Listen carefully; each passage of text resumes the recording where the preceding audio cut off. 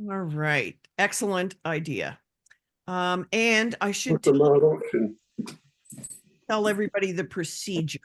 I'm going to mute everybody except Linda, or please mute yourselves. And anchor it. I think I'm going to mute you. Okay, But thank you. I know it's hard for you to press the button if you because you're blind, so it's hard for you to see. So maybe I will leave you unmuted in Yeah, case you want to ask a I'll question. mute, I'll mute myself. Can you do it? Well, I think so, yes. All right. Oh, and Erica and Keith have managed to change their name. Isn't that great? That's super. Right. Someone else is coming in here. There's people coming in still, so maybe I'll just hang on a second before I do the introduction. Okay. And all right. I had to, Zoom wanted me to update my version. So maybe other people are having that too. Oh So- my. So Yeah, it took a little bit. So maybe people are updating. right. Yeah. Right. Yeah, I had to do that recently too. Okay. Yeah. Rena, I'm gonna now mute Yeah. you. And this is not because there's anybody I don't like or don't want to hear from. It's because we need quiet during the presentation because it's very disruptive on Zoom if there's any noise. So, okay. So, Carrie, now, yes, if I ask people questions and they want to answer, can they they just can be able unmute to just unmute themselves. themselves? Okay. Yes, they should be able to do that. And if you, Carrie, I can't hear Linda hardly at all, oh, Linda, can you speak louder? or have turn up her own. I don't know how you do that. Maybe you can turn up the volume on your own computer. Is that possible? I'll talk louder. Yeah. Is that better, Helen? Not much. Hmm. What if I talk like you need me this loud, Helen? Way louder. You're half the Oh. volume. I don't I know. have the same problem. Really? Yeah. Oh, that's a drag. I don't know what microphone you're using. If you're I'm just speaking into my laptop. I wonder if there's anything I can do. Helen, do you know if there's anything that I can do here to make her volume louder? Audio. I don't think so. It has to I've be her never had own a microphone in her settings on her laptop. Yeah. But that's I could try.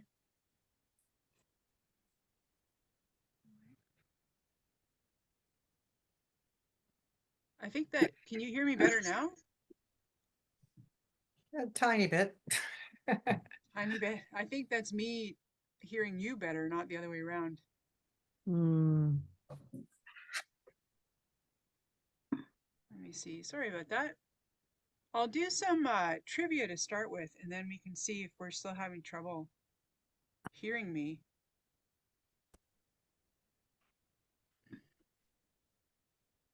Devices, sorry.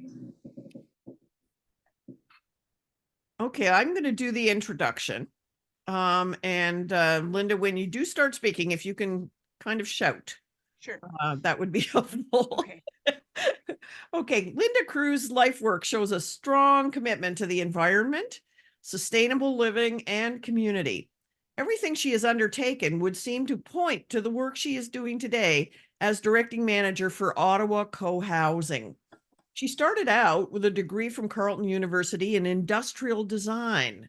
Very unusual for a woman, I would think. Were you the only woman in your class? Not the only one, but we were a minority for sure. Yeah. Yeah. And you had a fourth year project that specialized in appropriate technology, which is really interesting. She later got an associate's degree in logistics and certificates in many certificates, but some of them are in facilitation and the legal basis of forming communities, as well as training in nonprofit housing and several other areas. Most intriguing I found was perhaps is electric forklift certification. She is also involved in the Green Party of Canada and did international work for the Sierra Club in El Salvador and Brazil, as well as Canada. Locally, she worked with fellow parents at Agincourt. Am I pronouncing that right? Is it Agincourt or Agincourt? Agincourt. It's Agincourt. Yeah. Yeah, to build a naturalized playground and organized fundraising tournaments for Fair Play, a local NGO supporting sales of fair trade sporting goods. I'm hearing somebody here. I'm just going to mute you. I'm so sorry. Okay. She has even been a radio morning show host at CKCU, the radio station at Carleton University. This undoubtedly helps with all the public speaking she does as part of her role in promoting and helping people to build co-housing communities. So without further ado, I bring you Linda Cruz. Thank you, Kathy. You dug pretty deep into my resume there. I have not been to Brazil. I would have liked to go to Brazil, but I did go to El Salvador with that and to Bolivia with that project. Thank you for having me here at Mira Schoolhouse. I'm really pleased to be able to share some of what I've learned about co-housing and to sort of engage you and answer any interest you have in learning more about this type of housing model. I'd like to start, if I could, with just a few trivia questions to see how much you guys know about housing. So if you could answer true or false, getting municipal approvals for a co-housing project can take up to 2 years or more. Do you think this is true or false, just for the approvals alone? Anyone? And we could apply this to any kind of housing approvals. I'm sure it's true. True. It's true. In fact, Ottawa, the municipality of Ottawa, is one of the worst offenders in all of North America for the amount of approvals and site amendments and zoning, the amount of paperwork and that you need to have in order to get your construction moving and on the road is phenomenal. We're one of the slowest in the world. It's not really anything to boast about, and I know there are people who are trying to change this. Are all other things equal, which of the following housing structures has the greatest positive impact towards environmental sustainability? A, is it multi-unit buildings? B, single-family homes clustered close together? C, row housing or townhomes? Or D, extensive use of underground floors? What do you think has the biggest environmental impact as housing structures? You mean as a negative? A negative No, impact? which one has the greatest potential to improve your sort of eco-sustainability as Oh, a housing structure? No, it's multi-unit buildings. Mhm. And the reason it's multi-unit buildings is because you're sharing walls and floors. So anytime you can share that interior, you're saving on exposing it to the exterior. And so those, even though row housing, you're sharing walls in between, it's multi-unit buildings where you'll get the biggest bang for your buck as far as environmental impact. Construction and demolition waste currently account for 30% of all urban waste. Is this true or false? Construction and demolition waste. What do you think? True. True. I think it's more. Who said I think it's more? Rena wins the gold star. It's 40%. So if we want to reduce our waste, we need to reduce our construction and demolition waste. And it's a good reason to try and make our housing as efficient as possible as well. And then the last question for you today at this time is, what's the average cost of a single paved parking space in urban Ottawa? Shall we try and guess what the average cost of a single paved parking spot would be in Ottawa? Maybe 100,000. Yes, it is 100,000 if you're in the urban area of Ottawa. And if you're closer to a suburb or a little further out, it's closer to 50,000. So parking is really expensive. And so when a municipality has a requirement for parking to be part of their units, part of their building, it really adds cost to the building. And it's part of the reason I'm talking about all these things is a lot of these things have led to why we're having a real housing problem right now. It's some of the zoning and the regulations we've had around housing have really impacted the ability for us to live in closer knit homes together without a lot of parking lot around us. I'll talk a little bit more about what we're facing in housing today, not just from the built environment, but I think we learned through the pandemic how isolated everybody is. And through the pandemic, people were even increasingly isolated. And while it's very handy to have the internet that can bring us entertainment and information, it also reduces the amount that we need to socialize, and we need to get our information entertainment elsewhere. So we've really learned as a society to look inward and towards those kind of activities to get entertainment information. And what we're missing is that human component. We're living right now in apartment units or condos. We're living in single family homes or row housing, but typically it's a single household in a unit or a house, and that's it. We used to live more multi-generationally, and some cultures still do that, and some families still do that. But we've learned through our industrial revolution to sort of live independently, for better or for worse. But this segregates us from each other. It segregates us from the different generations. We house our older people in residences and in long-term care homes. We don't house them together with children where they can actually assist the kids, and together in families where the families can also assist the elders. We've created this in our society. And we're also not really knowing our neighbors anymore. Um, People used to know their neighbors a little more closely when they were out and about, going about their business that they needed to do. They were running into each other more frequently. With our new way of living very sequestered in our own homes, we're not having to go out to meet the neighbors. We can even order all our food to come to the door. We can order all our clothing and all our other items to come in our mailbox and come to the door. We don't have to go shopping anymore, in fact. All of these things would seem super efficient and very convenient, but what we're missing is that human component. We're not forcing ourselves to be with each other, and so then we're not, or many of us are not. So this has created an environment of many isolated people, and they can show that isolation and feeling lonely is actually a health hazard.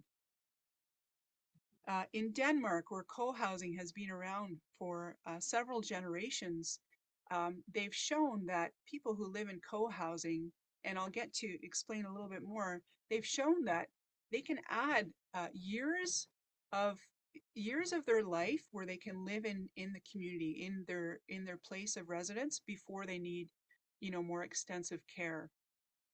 They're living happier and healthier because they're living with other people. So how did we get here? I think I mentioned it was the Industrial Revolution made housing much cheaper, much more easy to build.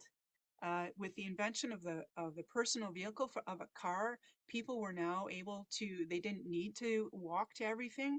So now they were able to drive from their home to their work and to their amenities. So this opened up land prospects, and hence now everyone could afford to have their own little patch of land.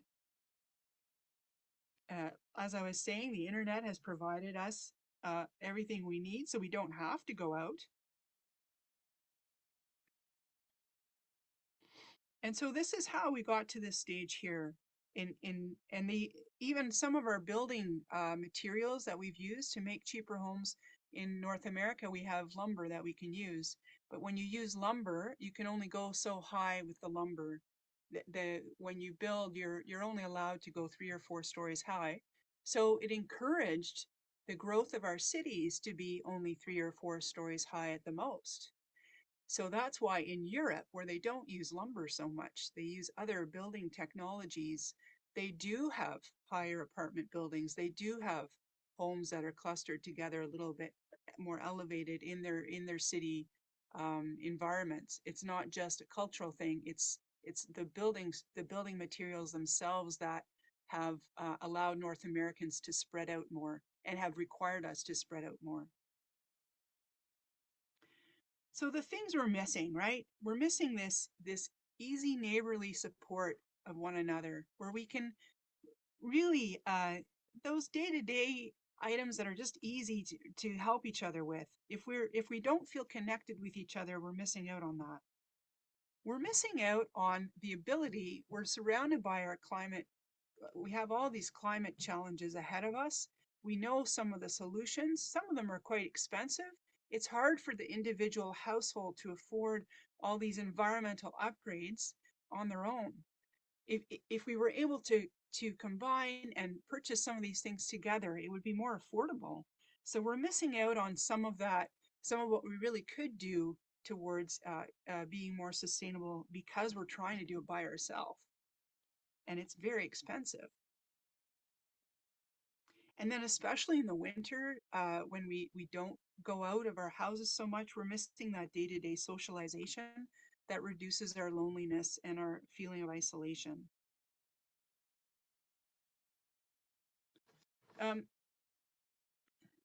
So intentional communities are a form of housing and organizing your housing where you are with intention living closer to each other, living closer to your neighbors. Intentional communities come in a lot of different forms, and there's a lot of forms that we sort of list off today that are typically used today, but they've really been around for, centuries. Humans have housed themselves in intentional communities. Our indigenous communities had longhouses where families were all housed within under the same roof, but they each had their individual space within that longhouse. Uh, Many cultures have, as I was saying, um, the history of having their elders stay at home, stay with them, and the children raise their young children with the elders around as support. That's part of the culture that they've developed. The Quakers were a group that were very tightly knit and supported each other with great intention. And then, of course, there's the communes of the 70s that give every intentional community a bad name, because that's where people were living in the same house together, and not always to great advantage, but that was a form of intentional community. Even today, like in warmer climates, my husband's from Colombia, and I went to Colombia to visit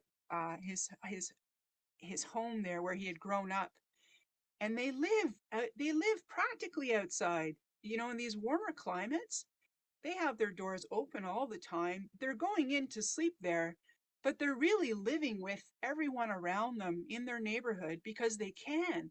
They don't need to have there. In fact, there's no point to really have shutters or doors. And so many people live like this because their weather allows them to, and it just makes more sense. But we live here in Canada and we can't do that, obviously. I'd like to just ask you a couple of questions. How many of you here live in a single family home where you have like 4 walls just for yourself? Can everyone put their hand up? We've got a lot of people with their screens off, but I see at least 3. There's another one. There's another one. No, not Cheryl. Kathy Green, yes. Okay. Do you think it's a majority of us? I think so. How many of us own a lawnmower? I own a lawnmower. Anybody else own a lawnmower? Sometimes, yeah. If you own a lawnmower, do you have to mow your lawn every day? No. We could take turns. Uh, how many people, now this depends on whether you have an electric vehicle. I'm wondering how many people have an electric car charger where they are right now. Oh, Helen does. Kat does. That's great. How many of us would like access to an electric car charger in the future? I would. That's really hard to do if you live in an apartment building. It's really hard to do if you to put the investment in it if you're on your own and you have a moderate income. How many people have a sauna or would like a sauna? Oh, Margaret has a sauna. Saunas are space and electricity intensive, but they sure are a nice thing. But Margaret, you don't take a sauna all the time, right? No, so you could probably share your sauna once in a while, I bet. Oh, she's staying quiet. Maybe she doesn't want to share her sauna. I don't have a stove.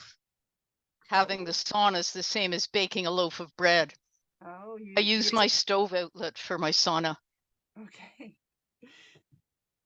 And then last, how many people here have a guest room, a spare bedroom in their house right now, in their current house? 1, 2, 3, 4, 5. About half of you? Is it occupied all the time? No, no, people, you don't need visitors all the time, right? So I'm just mentioning these things because these are some things that in a co-housing community or an intentional community you could actually share with each other, and you have greater access to these things. And so it's a more efficient, sort of resourceful way to live. I'm going to go to my slides now, so bear with me. Here we are. And I can do,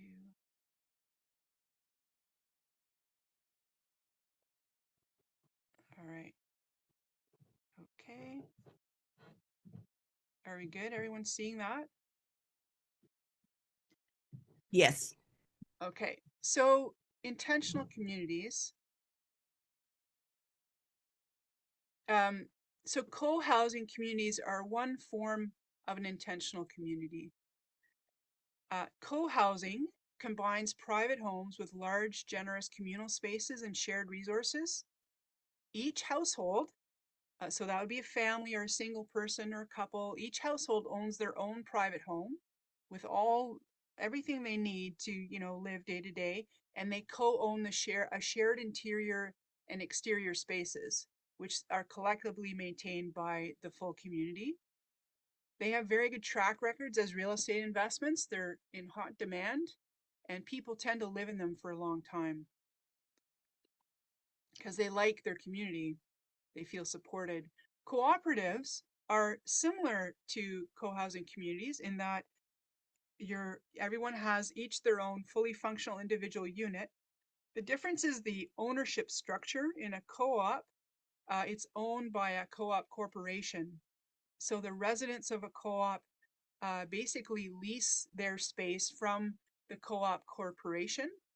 The corporation does own the entire property together, and depending on the cooperative will depend on how much they share. So they do collaborate to keep the building and all the grounds in good shape. They don't, I don't know whether they share that much interior space together. Some of them do and some of them don't. As a form of real estate investment, they're not that great because you can be a tenant of a cooperative, but when you leave, it's like leaving like a rental situation. You don't get any equity from what you've invested in. They're often subsidized by the government, and in Quebec especially, cooperatives had a really strong movement at one stage of the game. Here in Ontario, they're not as common, and what I've heard, it's very hard to get into a cooperative at this time, unfortunately. Intentional communities, is kind of the umbrella term for all of these forms of housing where you're trying to share resources or space together. It's also used in a term when it's a group of people coming together for a very specific type of community. So for example, eco villages, there's an Ithaca Eco Village. It's the largest one in the US. They have 500 residents. And as an eco village, they have certain parameters that they're required to fulfill to be an eco village. They have a very specific mandate in mind. So for example, you might have faith-based communities of this nature. There's a very large uh, intentional community called Finhorn. Some of you may have heard of it. It's called Finhorn. It's in Scotland. It has 600 residents. Part of what Finhorn does is teach others. They hold workshops and they teach others about this kind of sort of communal living. The largest eco village is in Auroraville, India, and they have 3,000 members. So you can see that some intentional communities get really huge. But of course, you need a lot of land for that. And so it's harder to envision this within a city context. And then co-living arrangements vary greatly. So I'm sure many of you have in the past been roommates with someone before, where you each have your own bedroom. Maybe you have a bathroom, but you're literally sharing your kitchen, your living space together with your roommates. Co-living is very similar to that. It comes in a variety of forms. And because of the cost of living, it is becoming more and more popular again. And for people who are not just college university students anymore, it's now for a lot of younger people who cannot afford their own rent are looking for this kind of arrangement. And then down at I had this problem before. Does anyone know how to get rid of my bar at the bottom? I can't. Oh, I can move it up. Here we go. I've got it. And then I'm adding a few things here at the end that are relatively new as intentional communities. I'm sure you're familiar with what a tiny house is, and a tiny house is exactly as it sounds. It's a very small, 300 to 400 square foot dwelling. And people have started up these tiny house collectives or communities where they cluster themselves around together, and they will share potentially a single building outside of their homes where they can collect together for social events or for certain amenities. Co-ownership is often confused with co-housing communities. What I'm talking about here with co-ownership is something that we've seen very recently in larger cities like Toronto, Montreal, even here in Ottawa. Co-ownership is when you have 2 or 3 families that purchase a house together. So they'll take an existing house and they will renovate it so that it can be split within the house is split into two completely separate units. And then those 2 families will actually own the full house. So that's called co-ownership. And while they're living right beside each other, it's almost like creating their own semi within a house. But we're seeing more and more of this as people are trying to find the means to actually own homes and own something, where they work or where they want to live. Another thing here that I've added is called transition towns. Transition towns are if you're a household within an existing neighborhood and you start to simply project community. I'll just give you an example. Accept it. Here we go. Junction Village, Guelph, is a transition town located in Guelph, and I just learned about it recently. This was basically about 15 years ago. A young family living in Guelph felt this need for more increased community. They had a 200-foot backyard. They basically blew open their backyard and made it a public park. So literally, our yard is now your park. They added amenities to this park, their backyard, a little garden. You can see in the background a play area. And now they started to invite people over for potlucks in the backyard.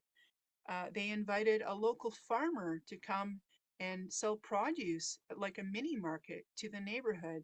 And when this became popular, they invited other merchants to come on specific days. So they were creating their own mini market on a weekly basis.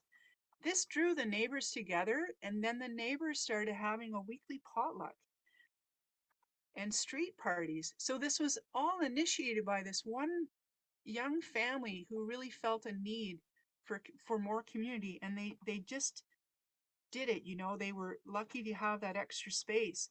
Over time, they've acquired the neighbor's backyard, and now they have half an acre, and they've created what they call a hub, and they've created a small tiny house that they can rent out, and they can use it for woofers, which are people who come and work in the garden for them while they stay there. So you can see that this is really pushing community in where you live already. So there's a whole movement called the Transition Town Movement. But we're here to talk about co-housing. So let's dig down on what co-housing communities are. They started the current model of co-housing started in Denmark in about the 1960s, 1970s, where a bunch of households would come together on the same property. And it's picked up. It sort of arrived in North America about 25 to 30 years ago with some American architects who had gone to Denmark to study this housing model. They came back and they started building them in North America and promoting them here. So these are communities formed by households joining with others who share the same values, goals, location, and budget. Each group is unique, so depending on the group of people who are forming that co-housing community, they may have a unique nature to them. For example, you might be in a co-housing community where you're the only one who wants a sauna. So if that's the case, you're probably not going to have a sauna in that community, but everyone in that community, or the majority, might want like a garden, a veggie garden, where they can all take part and share in the produce from that garden. So then that community would choose to have a veggie garden as part of their shared amenities. Community may have like a shared laundry space. That might not be in every community. And even if you had a shared laundry space in your community, you still might have your own laundry setup in your own home. Part of what's important to know about co-housing communities is that you might have all these shared spaces and amenities to use, but you're not being forced to use them. You still have an independent private life in your own unit, but you have these spaces and these people to join with when you choose to join with them. These kind of communities come in a variety of sizes. Typically, they're about, between 12 units and 30 units. In that range is sort of a really good range. It allows you for a lot of really comfortable amenities to share together and makes for very good group dynamics. But you can have very small co-housing communities. Here in Ottawa, there's a co-housing community of 4 called the Soul Sisters. And they are 4 friends who created their own mini co-housing community right in Vanier very successfully. So the number of households will vary. Again, depending on the group and the situation, it may come down to the site that the group has acquired, how many households they can fit on that site while they maintain what they really want for their community and what they can afford. So again, each household has their own private dwelling unit, but they all share this common space, interior and exterior, and they all take care of their exteriors and their interior shared spaces. So you form a governance sort of mandate for the community, and people sign on and they take part in maintaining and creating sort of the social activities that they'd like, and then also all the needs of the community to keep it running. So about 95% of co-housing communities in North America are formed legally as condominiums. I should correct that, sorry. It's in Canada, it's 95%. I think in the States, they have a few other a little more variety in how they're formed legally. In Canada, we use condominium as a form to create co-housing because that's what our legal and financial institutions understand. They don't understand what co-housing is. So if you approach them and say, "Oh, we're just creating a condominium," they get that and they understand that, okay, they're each going to own a thing and then they're going to co-own this thing because that's essentially what you're going to do. The big difference between a condominium and co-housing is that in co-housing, everybody is on the condo board. You're all taking part. You're all having a say for how this community is being run. In a condo, typically you have a condo board, either elected or volunteer, who's making a lot of decisions for you essentially. So in co-housing community, that's a very important distinction in that they're formed equitably and everybody has a share and a say um, to how things are run.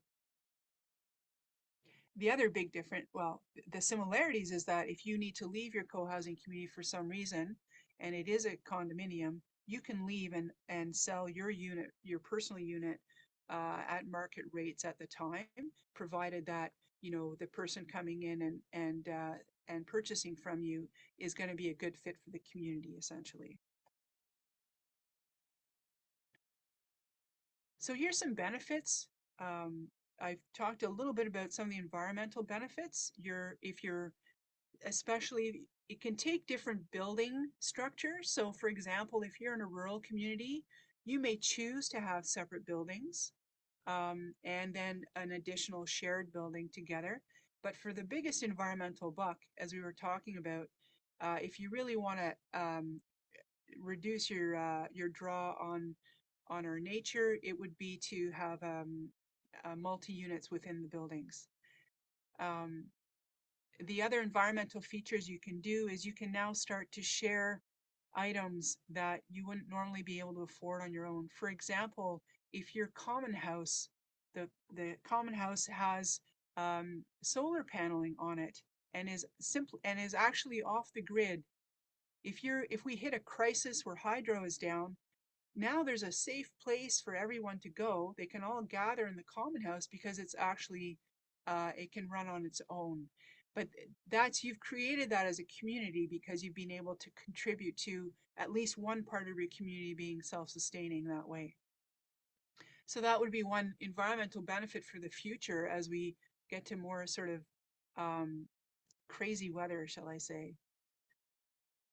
Security, you know who your neighbors are. You're going to get to know them. So for people who are living alone and especially depending on the type of greater neighborhood that they're in, there's great comfort to know that there's someone there watching your place if you're away on holiday, if you need someone to take care of your cat or your dog while you're away.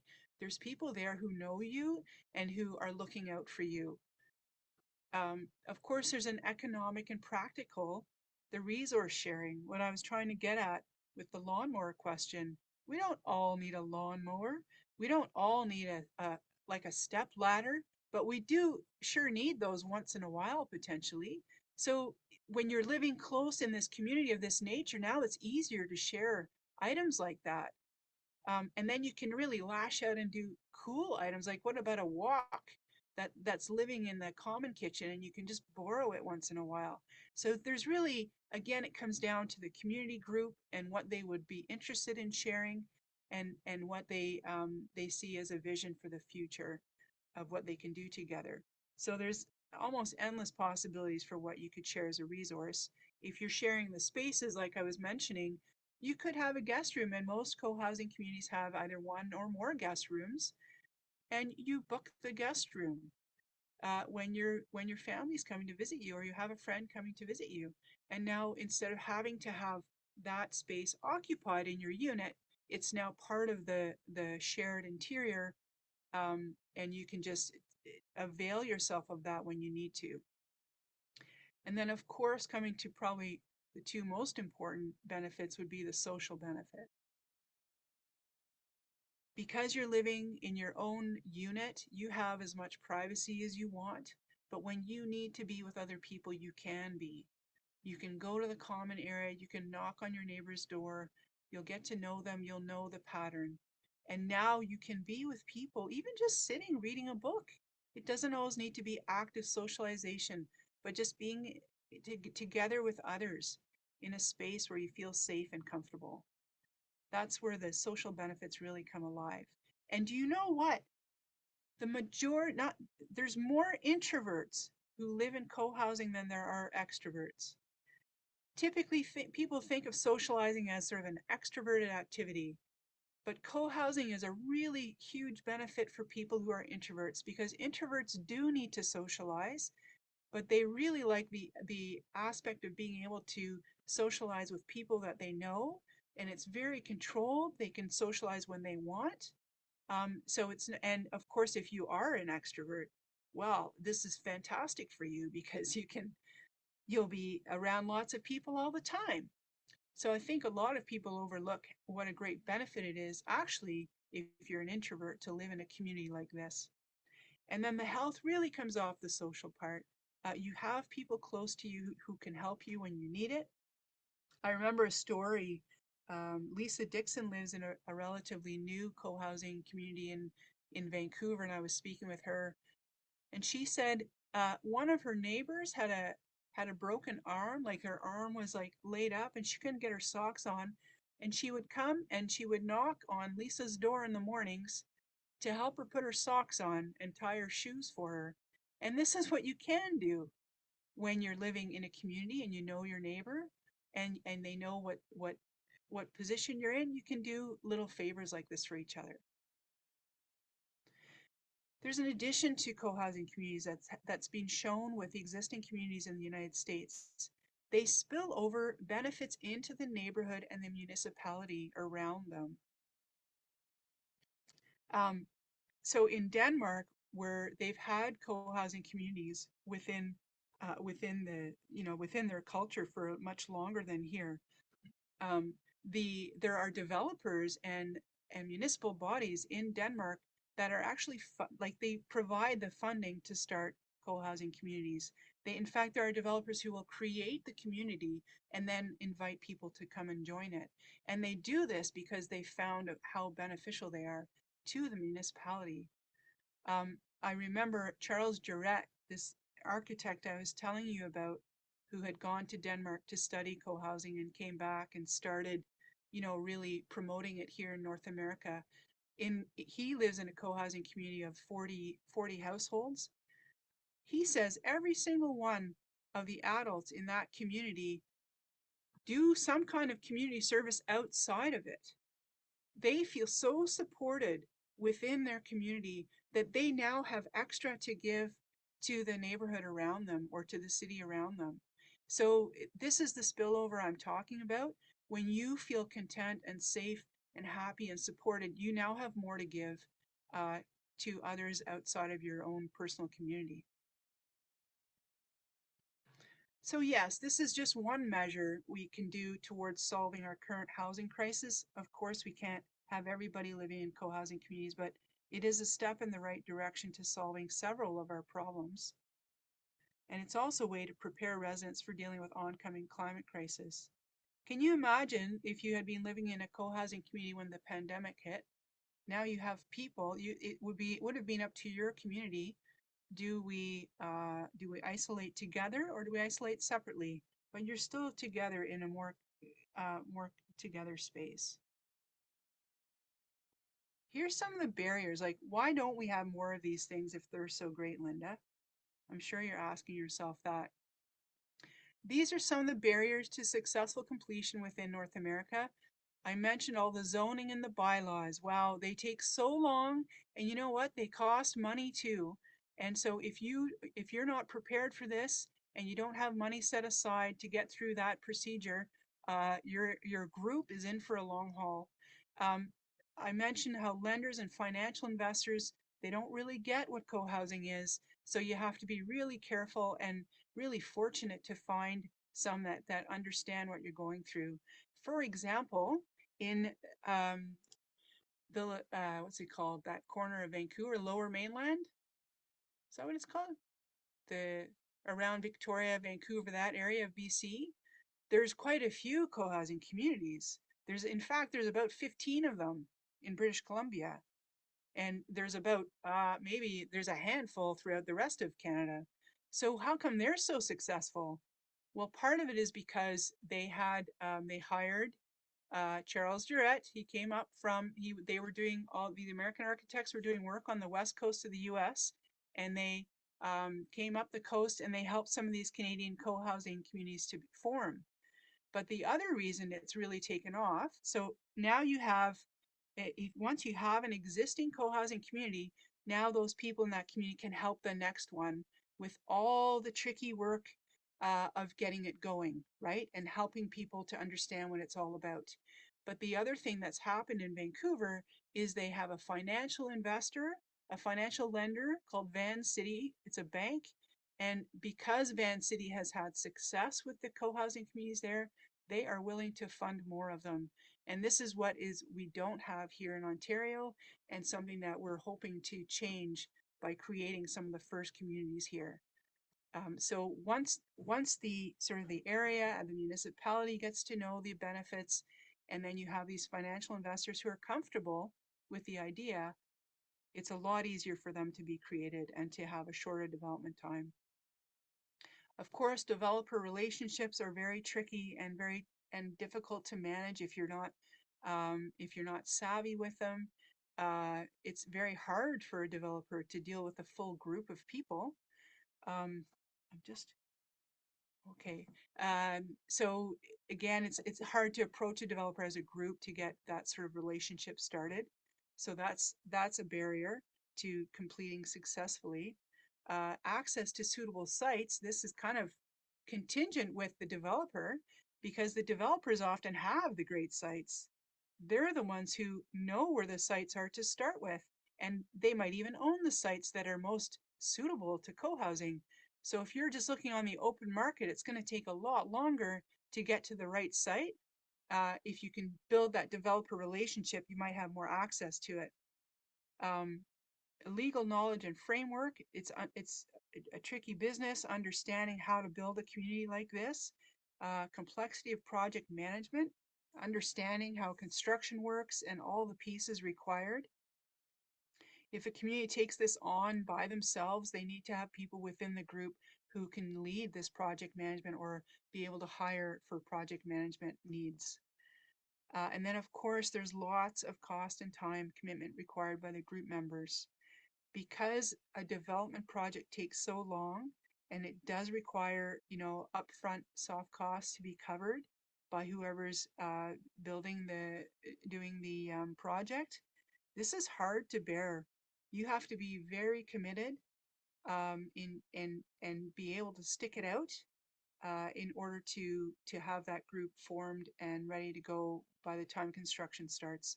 So the cost and time commitment required by group members is definitely a barrier to successful completion. 90% of groups in North America, co-housing groups who want to build a community, fail, and they fail because of those barriers that I just talked about. So this is where we come in, Ottawa Co-housing.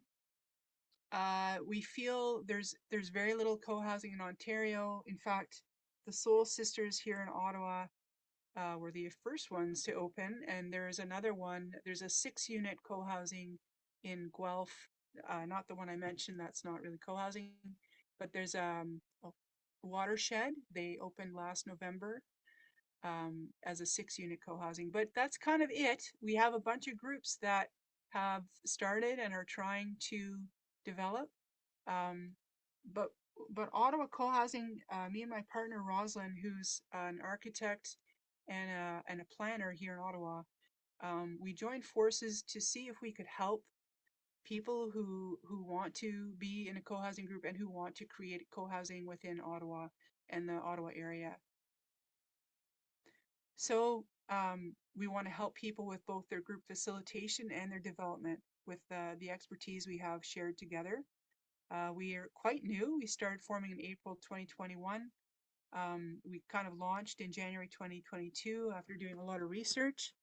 And we're here basically to help people find a group that they fit well with with each other, and then to support that group through their group development process, and then also through the actual project development process.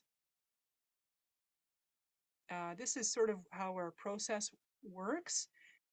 We sort of assess our future co-housing residents, try to get a feel for what they're looking for, and then we might match them together into already existing group or into a new group when there's enough people available for that.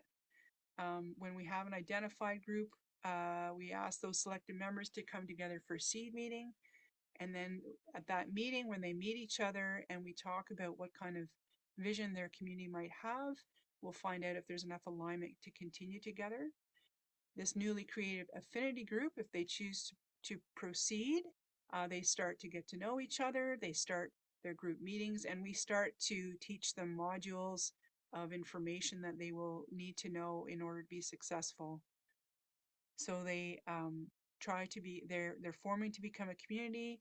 They will be looking for a site, and then we'll be helping them assemble a development team and financing structure for them. So they move forward along this path with the site. They'll sign an agreement with the development team, and then they'll establish their financing. And then during design, city approvals, construction phase, Ottawa Cohousing will act as their liaison between them and the development professionals. So now the group can use us as a as sort of a, what's the word, a spokesperson towards the developing the developer, and the developer can deal with a single point person at Ottawa Cohousing to share information that's required by the group to decide. So by offering this liaison service, we're trying to smooth the communication between the two sides to facilitate, you know, quicker and smoother project management. And then after construction, we'll still be there to assist with to assist the community as they needed. Oh, that's good. That's it. Sorry, I've been talking a long time. So that's who we are, and that's a little bit about co-housing communities. And I'd like to know if you have other interests, and I'm happy to answer some questions.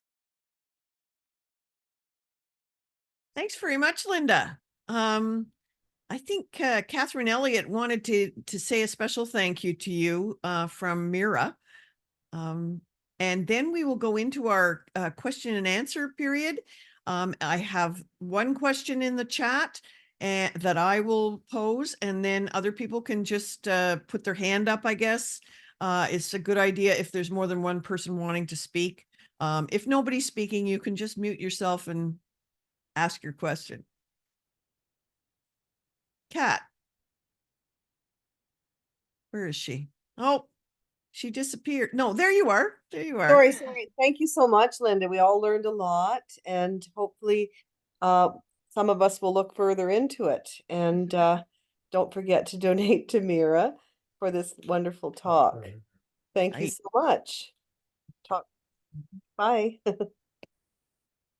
Thank I'm you, going to Kat. turn the recording off, but yes, I should remind everybody that if you can, it's a good idea to donate to Mira, M-E-R-A, and go to the website, miraschoolhouse.org.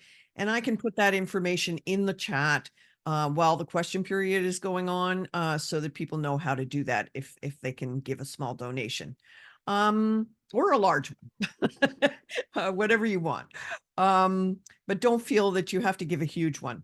The first question that is in the chat is, are there examples of co-housing projects where members rent versus life lease versus ownership?